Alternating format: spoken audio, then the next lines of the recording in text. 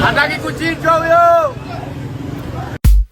Ukipita katika mitandao ya kijamii unaweza kukutana na video ambayo inamuonesha huyu mbuzi mwenye maajabu ambaye ametikisa mitandao, lakini pia kila anayeona video hii amebaki na mshangao mkubwa. Sasa kile ambacho kinawashangaza watu ni pale ambapo mbuzi huyu amekuwa na uwezo wa kuwatoroka wale ambao walikuwa wanataka kumchinja.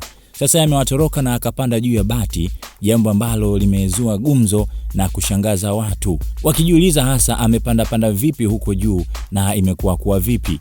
Sasa kwa mujibu wa maelezo ambayo yanasikika kutoka kwa watu ambao walikuwa katika eneo la tukio, mbuzi huyo alidaiwa kuandaliwa kwa ajili ya kuchinjwa kama kitoweo kabla ya kutoroka ghafla na kupanda juu ya paa katika kile kinachoonekana kuwa ni jitihada za kuokoa maisha yake.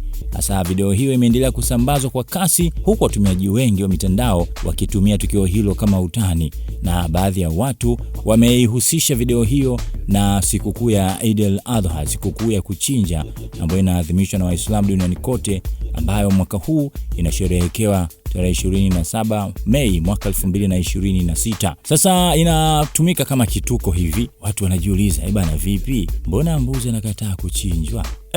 Binafsi imewahi kutokea kitu kama hii ama umewahi kuiona? Hebu weka comment yako hapo chini.